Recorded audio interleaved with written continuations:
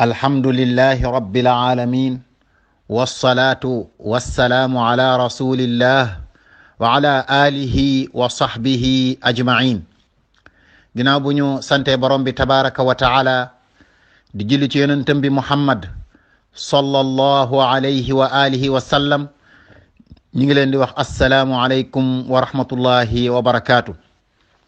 xam ngeen ne ñi ngi toll woon ci xisnul muslim, waaye ci ñaanu suba yi ak ñaanu ngoon yi jàlloon na ayatul kursi yi ak suratul ixlaas muy qul huwa allahu ahad. kon tey dañuy ñëw ci saar bi ci topp muy suratul falaq muy qul a'udhu bi rabbil falaq. kon ñu ñëw ci njàng mi incha allah dooga ñëw ci firi bi. a'udhu billahi minash shaytanir rajim. bismillahir rahmanir rahim.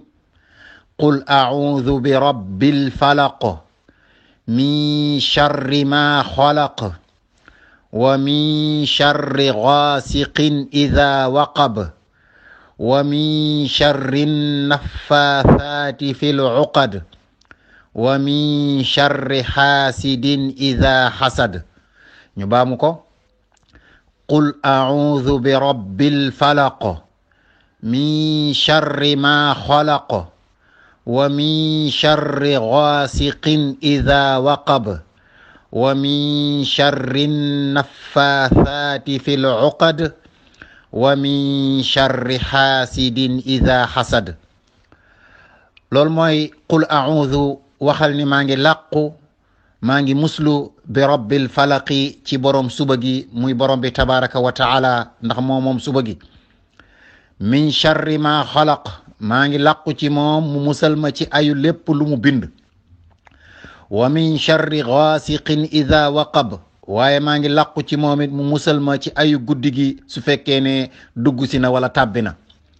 wa min sharri naffathati fil uqad, maa ngi ñaanit mu musal ma ci ayu lépp lu ñuy fas di ci tafli muy ay xeetu njabarak yu mel ni moom.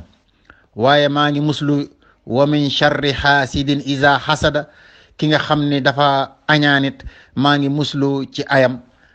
kon loolu mooy suratul falaq. ba beneen jotaay incha allah ñu yeggale saar bi ci topp, di ñaan borom bi tabaraka wa taala mu may ñu tawfiq ak iman ba keroog ñuy dajeeg moom. di leen wax assalaamu alaykum wa rahmatullahi wa barakaatu.